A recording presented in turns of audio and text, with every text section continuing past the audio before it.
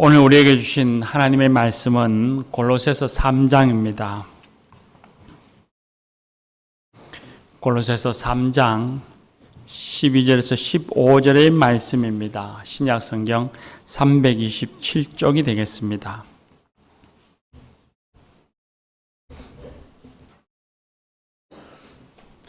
골로새서 3장 12절에서 15절의 말씀입니다.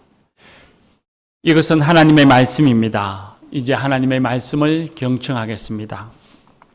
그러므로 너희는 하나님이 택하사 거룩하고 사랑받는 자처럼 긍휼과 자비와 겸손과 온유와 오래 참음을 옷 입고 누가 누구에게 불만이 있거든 서로 용납하여 피차 용서하되 주께서 너희를 용서하신 것 같이 너희도 그리하고 이 모든 것 위에 사랑을 더하라. 이는 온전하게 매는 띠니라.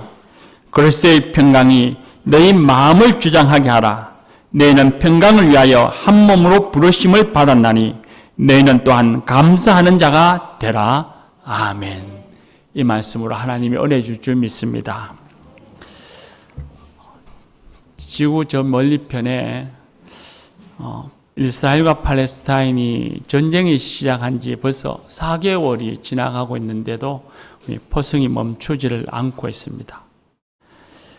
2021년에 개봉한 독일 영화 크레센도라는 영화는 이스라엘과 팔레스타인 서로 적대시하는 두 국가의 국민들이 어떻게 하면 평화를 실현해낼 수 있을까라고 해서 모험적으로 열었던 위대한 음악가 다니엘 바렌모임의 실화를 바탕으로 해서 제작된 영화입니다.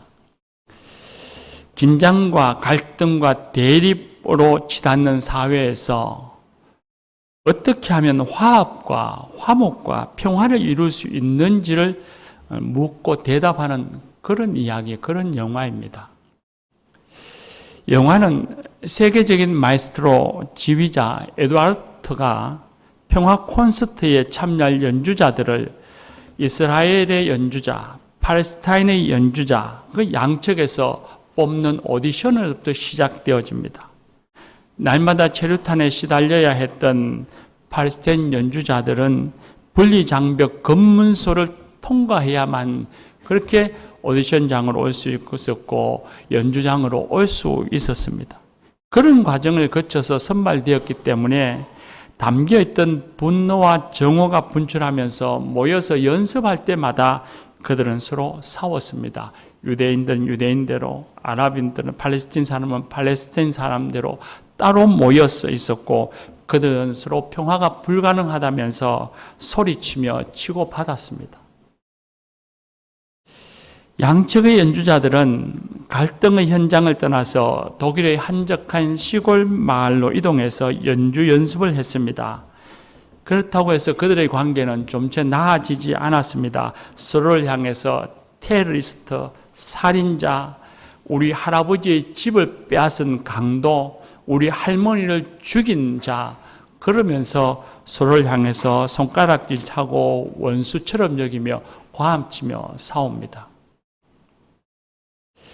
지휘자 에두아르트는 그럴 때마다 하나의 오케스트라가 되기 위해서는 자신의 악기 소리에 집중하지 말고 상대방의 연주에 귀를 기울여야 한다고 다일렀습니다.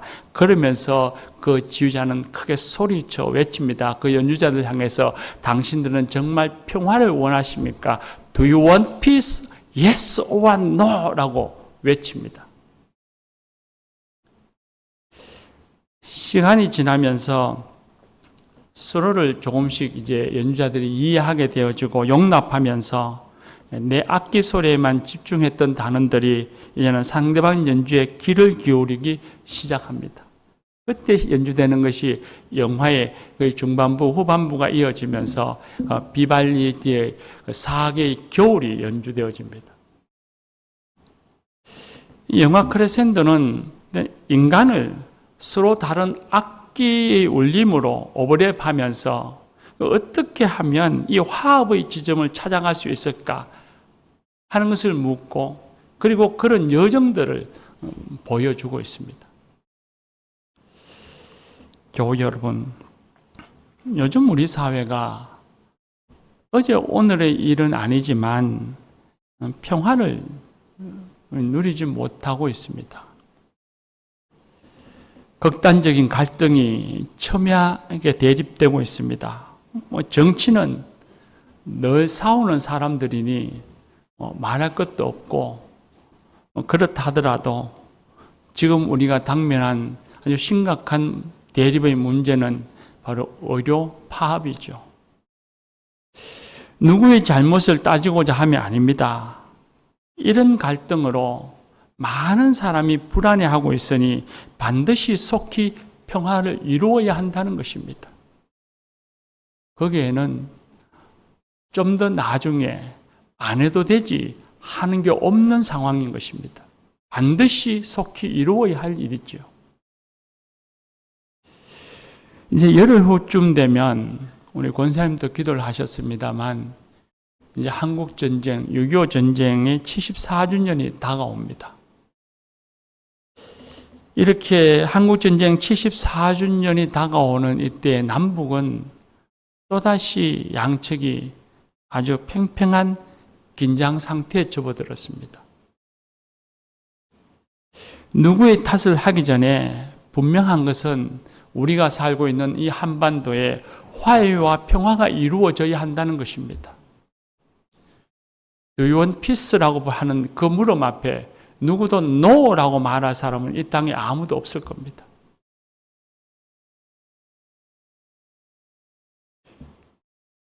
전쟁의 불안 속에서 살지 아니하고 다시는 전쟁과 같은 비극이 이 땅에 없어야 합니다.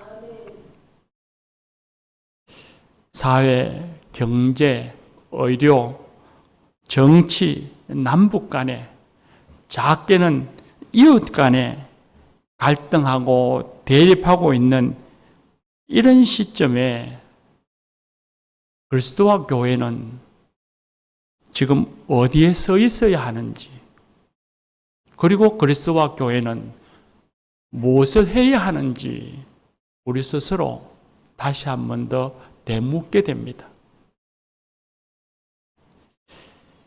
오늘 우리가 읽은 15절 말씀에 보면 중반부에 이렇게 말씀하셨습니다. 너희는 평안을 위하여 한 몸으로 부르심을 받았나니 했습니다. 이때 너희라고 하는 건 바울사도와 같이 아주 특별한 사역자, 훌륭한 그리스도인, 특출한 무슨 그리스도인을 가리키는 것이 아닙니다. 평범한 골로새 교인들입니다.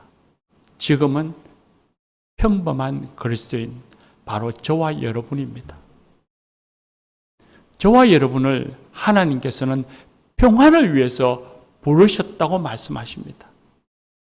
하나님께서는 이 땅에 평화를 이루시기 위하여서 저와 여러분을 택하셨고 거룩하게 하셨고 사랑하셨다고 말씀하십니다. 그리스도인은 평화를 위해 부름받은 사람들입니다. 마태복음 5장 9절에 보면 화평하게 하는 자는 복이 있나니 저희가 하나님의 아들이라 일컬음을 받을 것이라고 했습니다. 그 말씀을 우리가 좀 더 생각해 보면 화평케 하는 사람이 하나님의 자녀인 것입니다. 화평케 하지 아니하고 대립하고 갈등을 일으키고 다툼을 일으키는 사람은 하나님의 자녀가 될 수 없다는 말입니다. 하나님의 자녀는 그리스도의 평화를 이루어가는 사람입니다. 그리고 교회는 평화를 위하여 하나님이 한 몸이 되게 해주셨습니다. 교회 안에 모인 지체들은 성별도 다릅니다. 계층도 다릅니다. 혈연적인 면도 다릅니다. 문화가 다르고 성격이 다르고 모든 것이 다른 개성을 가진 사람들인데 그들을 하나님이 다 불러서 한 몸, 한 교회를 세우신 이유는 바로 이 땅에 그리스도의 평화를 세우기 위해서입니다. 교우 여러분, 하나님은 그리스도인들이 그리고 교회가 평화를 위해 일하기를 원하십니다. 예수님이 십자가 위에서 이루신 그 평화를 그리스도인과 교회가 삶의 현장에서 실천하기를 원하십니다. 그래서 우리를 부르신 것입니다. 그러므로 저와 여러분, 그리스도인 된 우리들은, 그리고 세움교회는 평화를 이루는, 그리스도의 평화를 이루는 사람들이 되어야 되고 공동체가 되어야 합니다. 갈등과 다툼이 빈번한 이 시대에, 이 시점에 우리가 평화의 자리에 서 있어야 합니다. 갈등의 자리에서 그리스도의 평화를 외쳐야 하고, 다툼의 자리에서 그리스도의 평화가 이루어지기를 기도해야 합니다. 너무 지극히 당연한 말이라고 생각하십니까? 늘 듣던 말이라고 생각하십니까? 너무나 잘 안다고요? 너무 잘 아는 이야기, 너무 자주 듣던 말씀이지만 우리는 우리의 일상에서 너무 자주 잊고 살아가지는 않습니까? 그것도 까맣게 말입니다. 세상에는 두 종류의 평화가 있습니다. 세상이 주는 평화와 그리스도의 평화입니다. 세상의 평화는 힘으로 구축하는 평화입니다. 양쪽이 힘의 균형에 의해서 서로를 향해 폭력을 휘두르지 못해서 이루어가는 평화입니다. 혹은 한쪽의 일방적인 힘에 의해서 다스림을 받는 평화입니다. 그런 평화는 진정한 평화일 수 없죠. 늘 긴장과 불안이 도사리고 있고 언제 폭탄이 터질지 알 수 없는 상황이죠. 개인적으로 보면 개인의 관계에서는 무시하고 외면해서 아무 일도 일어나지 않는 평화입니다.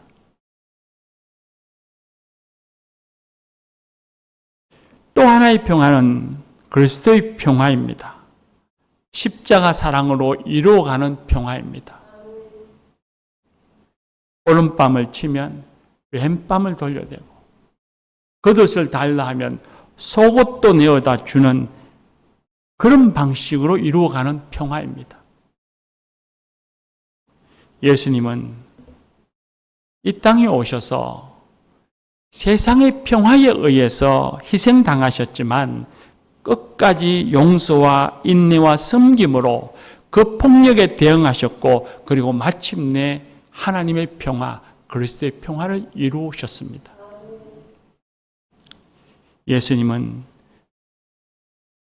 제자들에게, 바로 저와 여러분들에게 이 같은 그리스도의 평화를 이루어가는 사람들이 되어야 한다고 말씀하고 계십니다. 그리스도의 평화를 이루기 위해서 세상을 향해서 그리스도의 평화를 이루어야 한다고 고함쳐야 하기 위해서, 그런 우리가 되기 위해서 가장 먼저 해야 할 것은 우리 자신 안에 그리스도의 평화가 찾아오게 해야 하는 것입니다. 오늘 우리가 읽은 말씀 15절 말씀의 첫 문장의 말씀에 보면 그리스도의 평강이 너희 마음을 주장하게 하라 하셨습니다. 이때 이 평강이라는 말이 헬라어로 에이레네, 평화입니다. 그리스도의 평화가 너희 마음을 먼저 주장하게 하라, 너희 마음을 다스리게 하라, 그렇게 말씀하십니다. 살다 보면 마음이 어느 한쪽으로 쏠릴 때가 있죠. 불행한 건 마음이 미움과 분노로 쏠려간 때가 있다는 것입니다. 미움과 분노가 찾아오고 미움으로 인해 갈등과 다툼이 일어나고 분노가 깊어지면 더 큰 죄를 짓게 됩니다. 그런데 우리는 이런 미움과 분노가 찾아와도 그래서 마음에 그리스도의 평화가 깨어짐에도 불구하고 우리는 이걸 그렇게 심각하게 생각하지 않습니다. 죄라고 생각하지 않습니다. 사람이면 당연히 가져야 될 내 감정이라고 생각합니다. 근데 성경을 말씀을 보면 마태복음 5장 22절에 주님이 말씀하시기를 형제에게 노하는 자마다 심판을 받게 되고 형제에 대하여 용하는 자는 지옥불에 들어가게 되리라 말씀하셨습니다. 얼마나 무서운 말씀입니까? 미움과 분노를 갖고 그 미움과 분노가 이야기하는 어떤 일에 대해서도 우리가 무방비 상태로 놓여 있는 것이 얼마나 큰 죄인가를 우리에게 말씀해 주십니다. 에베소서 4장 26절 말씀에는 분을 내어도 죄를 짓지 말며 해가 지도록 분을 품지 말라, 마귀에게 틈을 주지 말라 하셨습니다. 뉴스에 보면 아파트 층간소음에 시달리던 사람이 분노를 이기지 못해서 위층 사람들을 공격해서 상해를 입혔다고, 그래서 구속되었다는 뉴스를 심심찮게 듣습니다. 살다 보면 화낼 일도 있고 분할 내가 없을 수는 없겠지만 그 미움과 분노가 마음의 둥지를 틀고 자리에 잡지 못하도록 하라고 말씀하셨습니다. 평화가 사라진 마음에 더 큰 죄가 찾아오기 때문입니다. 미움과 분노, 불평과 불만이 가득 찬 마음은 하나님이 미워하시고 하나님이 심판하시는 죄입니다. 더 큰 죄를 낳기 전에 그런 것들은 버려야 합니다. 그런데 미움과 분노를 당연하다는 듯이, 소중한 내 감정이라는 듯이 부끄러움 없이 표출하는 사람들이 있습니다. 절대로 하나님이 기뻐하시지 않는 모습이고, 주의 제자가 그리스도인이 가지며 살아야 할 삶의 모습은 결단코 아닙니다.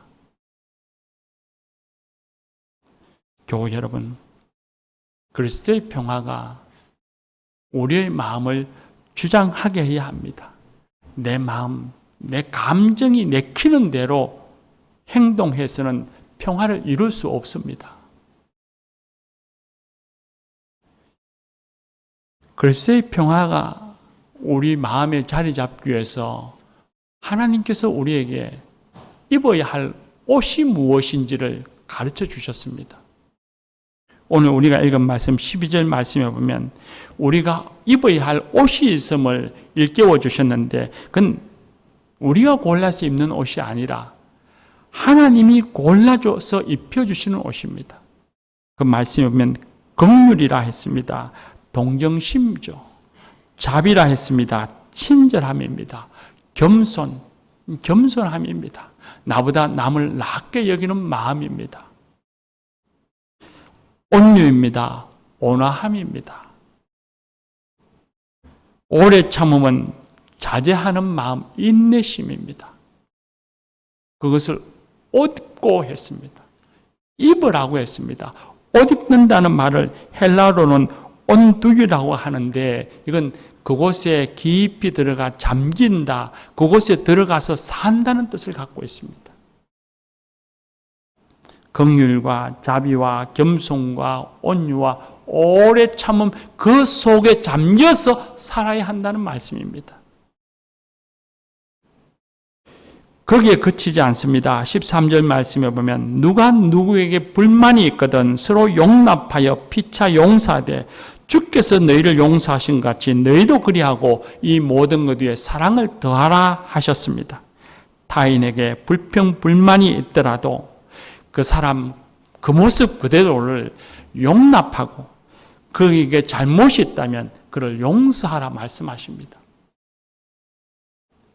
그리고 용납하고 용서하는 소극적인 것을 넘어서서 적극적으로 사랑을 실천하라고 말씀하십니다. 영화의 표현을 빌려보면 내 소리, 내 생각, 내 감정, 내 상황에만 집중하지 말고 다른 사람의 소리, 다른 사람의 생각, 다른 사람의 감정, 다른 사람의 상황도 헤아리고 귀담아 듣는 사람이 되어야 한다는 말씀입니다. 목회하면서 어려운 것 가운데 한 가지는 교회에 오래 다녀서 집사가 되고 권사가 된 분들이 간혹 목사에게 와서 우리 교회에 사랑이 없어요 라면서 자기가 사랑받지 못하고 있음을 불평하고 불만하는 이야기를 들을 때입니다. 처음 교회에 오시는 분들은 그런 얘기 할 수 있고 그런 얘기 하면 목사로서 너무 죄송하고 미안한 마음으로 사과를 합니다. 그런데 교회에 다닌 지가 벌써 5년이 되고 10년 이상이 되어서 집사가 되고 권사가 되고 심지어 장로 직분을 받을 사람이 교회에 와서 자신이 사랑받지 못하고 있다고 불평하고 불만할 때는 목사가 참 난감합니다. 교회는 사랑받기 위해서 오기도 하지만 교회는 사랑을 하기 위해서 오는 곳입니다. 세상에 나가서 사랑의 사람으로 살아가기 위해서 교회에 와서 사랑을 훈련하는 것입니다. 그것이 주님의 말씀이고 그것이 참 제자의 모습입니다. 사랑을 받기만을 갈구하는 것이 아니라 자신이 사랑하면서 살아가고 그 사랑 안에서 주님이 어떻게 우리 가운데 응답하시며 임재하시는가를 경험하는 것이 그것이 교회이고 참 제자의 모습이고 은혜이고 축복입니다. 그래서 받는 것보다 주는 것이 복되다고 하신 것입니다. 교회에서 교인들과의 관계를 가질 때에 그 교인들이 나와 같지 않고 불편하고 좀 어렵더라도 그 모습 속에서 그에게서 예수님의 모습을 찾아야 합니다. 나도 예수님의 용서에서 그리스도인이 되었습니다. 나도 죄인인데 주님이 나를 사랑하셨고 주님이 나를 사랑하셔서 하나님 자녀 삼아 주셨습니다. 그렇지 않습니까? 우리 모두가 다 그렇습니다. 그렇다면 나 아닌 다른 교우들도 주님이 그를 위해서 사랑하셨고 그를 위해서 십자가에 죽으셨습니다. 그도 주님이 사랑하십니다. 그럼 그 사람의 모습 속에서 설령 나와 좀 달라서 내가 불편하다 할지라도 그의 모습 속에서 사랑하시는 예수님을 찾아야 합니다. 그럴 때에 그의 모습이 용납되어지고 용서되어지고 그의 소리에 귀를 기울이게 됩니다. 이웃과의 관계에서도 마찬가지입니다. 아파트 층간소음으로 시달린다면 그 윗집에 사는 아이와 친해지려고 한번 노력해 보십시오. 윗집에 사는 이웃과 친해지려고 한번 노력해 보십시오. 그리고 그 이웃의 모습에서 얼굴에서 하나님의 형상을 찾아보십시오. 야곱은 그의 형 에서와 만나는 날 그렇게 무섭던 에서의 얼굴에서 하나님의 얼굴을 봤습니다. 형제가 부둥켜 안고 화해를 했죠. 내 이웃의 모습에서 하나님의 형상을 찾는다면, 그렇게 노력한다면 층간소음이 그렇게 큰 소음으로만 들리지는 않을 것입니다. 교우 여러분, 그리스도 예수 안에서 새 생명을, 새 인생을 시작하는 저와 여러분은 그리스도의 평화를 이루어 가야 하는 사람들입니다. 그 출발은 먼저 내 마음에 평화를 이루는 것입니다. 교회는 평화의 사람들이 모여서 평화를 이루어가는 공동체입니다. 내 안에 평화가 이루어져야 관계의 평화가 이루어지고 교회의 평화를 이루어갈 수 있습니다. 그리고 세상을 향해서 평화를 말할 수 있고 사회와 세상을 향해서 평화를 기도할 수 있습니다. 내 마음에 평화가 없는데, 우리 교회가 평화롭지 못한데 세상의 평화를 이야기하고 사회의 평화를 이야기한다는 건 너무 공허하고 무의미한 것입니다. 그게 무슨 의미가 있습니까?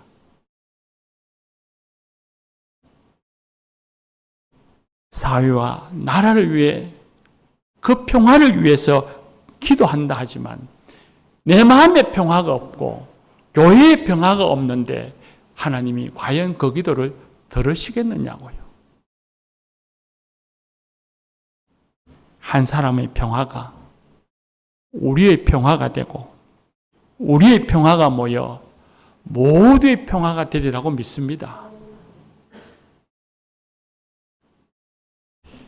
영화 크레센도를 보면 편견, 선입견, 고정관념, 상처, 그런 것들을 넘어서서 평화를 이루어가는 일이 정말 얼마나 험하고 힘든 것인지를 보여줍니다. 그렇게 해서도 영화는 끝이 납니다. 평화 콘서트 공연이 하루 앞으로 다가온 날에 단원으로 참여했던 클라리넷 연주자 팔레스타인 청년 오마르가 또 플렌치 호른 연주자인 유대인 쉬라라고 하는 이 두 사람이 서로 사랑했는데 사라지는 사건이 발생합니다. 두 사람은 공연이 끝나면 각자 이제는 보금자리에 돌아가서 다시 갈등과 대립의 자리로 돌아가는 것에 대해서 불안해서 그 현실을 거부하고 과감하게 탈출을 감행합니다. 그러다가 그만 오마르가 도망치다가 교통사고로 죽게 되면서 공연은 무산됩니다. 세상은 다시 서로를 비방하는 목소리로 가득 채워집니다. 유대 입장에서는 팔레스틴을 비방하고 팔레스틴 입장에 서 있는 뉴스들은 또 유대인들을 비방합니다. 공연은 취소되고 단원들이 고향으로 돌아가기 위해서 공항에 모였는데 예전처럼 똑같이 팔레스틴 사람들은 그들만 모여있고 유대인들은 또 유대인들끼리만 모여있습니다. 그런데 그 공항에서 텔레비전 뉴스에 오마르가 죽었다고 하는 뉴스가 방영되어질 때 그 뉴스를 보고 있던 유대인 청년이 자기의 악기 바이올린을 꺼내들고 연주하기 시작합니다. 그 모습을 응시하던 청년들이 하나씩 자기 악기를 꺼내들고 서로를 응시하면서 연주하다가 마침내 완벽한 화합의 무대를 완성하면서 영화는 막을 내립니다. 이때 이들이 연주한 곡이 모리스 라벨의 볼레로입니다. 반복되는 리듬과 멜로디가 계속 점층적으로 쌓여가다가 크레센도가 탁 되면서 마침내 하나의 울림을 이루는 그런 곡이죠. 평화의 적대적인 힘이 거세게 몰아치는 세상에서 평화를 이루려는 크레센도의 열정이 마침내 평화의 공동체를 이루어간다고 하는 것을 암묵적으로 보여주는 그런 내용이었습니다. 사랑하는 교우 여러분, 평화를 이루어가는 일에는 내 한 사람으로부터 시작된다고 믿습니다. 한 사람 한 사람의 열린 마음, 우리 각자의 마음에 깃든 그리스도의 평화가 우리 공동체 가정에, 우리 교회에, 우리 사회에 확장되어져 갈 것입니다. 교우 여러분, 내 소리에만 귀를 기울이지 말고 다른 사람의 소리에 귀를 기울여 보십시다. 기도합시다.